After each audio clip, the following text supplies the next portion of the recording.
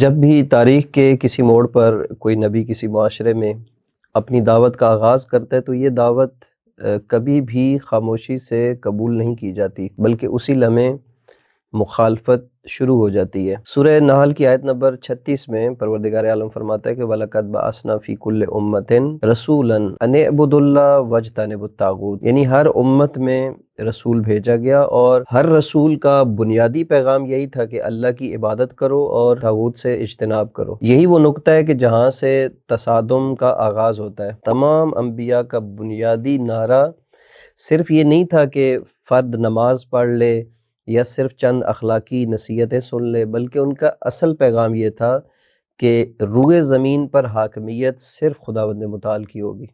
اس لیے ابراہیم کے مقابلے میں نمرود کھڑا ہوا، موسیٰ کے مقابلے میں ایک فرعون کھڑا ہوا، اور اسی طرح عیسیٰ کے مقابلے میں بنی اسرائیل کے سردار کھڑے ہو گئے۔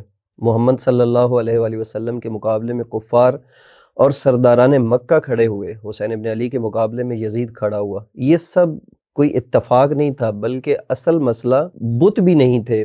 یہ بات سمجھنا بہت ضروری ہے کہ کفار مکہ کو پیغمبر اسلام سے دشمنی صرف بتوں کی وجہ سے نہیں تھی کہ رسول اللہ نے آ کر بتوں کا انکار کیا ہے۔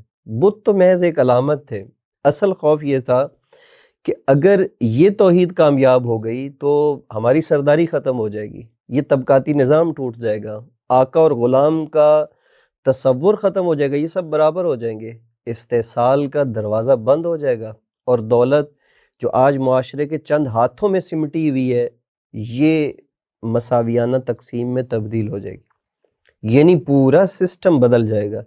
اس لیے جن کے مفادات نظام ظلم کے ساتھ جڑے ہوئے تھے وہ کبھی کسی نبی کو برداشت نہیں کر سکے۔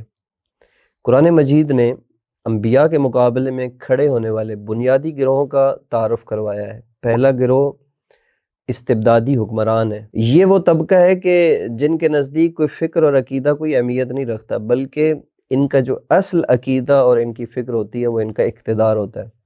جیسے فرعون ہے، نمرود ہے، حامان ہے، ان سب کو اس بات سے کوئی فرق نہیں پڑتا کہ حق کیا ہے، باطل کیا ہے۔ ان کا سوال صرف یہ ہوتا ہے کہ اگر یہ نبی کامیاب ہو گیا تو ہماری حکومت کہاں جائے گی، ہمارا اقتدار کہاں جائے گا۔ دوسرا گروہ ہے سود خور اور استحصالی طبقہ۔ یہ وہ لوگ ہیں جن کی معیشت دوسروں کے خون پسینے پر کھڑی ہوتی ہے۔ سودی نظام، ناجائز دولت، قوموں کے وسائل کی لوٹ مار، یہ سب ان کا سرمایہ ہوتا ہے۔ جب نبی آتا ہے اور عدل اقتصادی کی بات کرتا ہے تو سب سے پہلے یہی طبقہ چیخ اٹھتا ہے اور پیغمبر کے مقابلے میں کھڑا ہو جاتا ہے، کیونکہ انبیاء کے نظام میں سود کی کوئی جگہ نہیں ہوتی۔ جو تیسرا گروہ ہے یہ اشرافی اور علماء سو کا گروہ ہے۔ یہ سب سے خطرناک گروہ ہے۔ یہ وہ لوگ ہیں جن کے ہاتھوں میں دین، تعلیم اور مذہبی تشریح ہوتی ہے، لیکن وہ حق کی بجائے حکمرانوں کے مفادات کی ترجمانی کرتے ہیں۔ جیسے آپ نے تاریخ کا مطالعہ کیا، حضرت عیسیٰ کا مقابلہ احبار و رہبان سے تھا، اور تاریخ میں دیکھتے ہیں کہ امام سجاد کے مقابلے میں شہاب بن زہری جیسے درباری علماء، کبھی امام معصوم کے مقابلے میں قاضی شریح جیسے لوگ۔ یہ وہ سب وہ لوگ ہیں کہ جنہوں نے اپنے دین کو حکومت کا آلہ بنا دیا اور حق کے راستے سے عوام کو حکمرانوں کی اقتدار اور حکومت کی طرف موڑ دیا۔ ان چاروں گروہوں کو قرآن مجید نے 4 تعبیرات سے پکارا ہے۔ سب سے پہلا گروہ مالا ہے، یہ سردار طبقہ ہے۔ قال الملأ الذین کفروا، سورہ اعراف میں ہم دیکھتے ہیں، یعنی قوم کے کافر سرداروں نے یہ کہا، یہ ایک طبقہ ہے۔ دوسرا طبقہ مترفین ہے۔ یہ کون لوگ ہیں؟ یہ عیش پرست اشرافی ہے۔ وما ارسلنا فی قریۃ من نذیر الا قال مترفوها، یعنی جب بھی ہم کسی آبادی میں اپنے نبی کو بھیجتے ہیں تو اس کے مقابلے میں یہ مترفین کھڑے ہو جاتے ہیں اور یہ کہتے ہیں کہ تم کون سا دین لے کر آئے ہو، جو دین تم لے کر آئے ہو ہم اسے قبول نہیں کرتے۔ تیسرا گروہ کون سا ہے؟ یہ احبار اور رہبان ہے، یہ درباری علماء ہے۔ ان کثیرا من الاحبار والرہبان لیاکلون اموال الناس بالباطل، یہ کون سے لوگ ہیں؟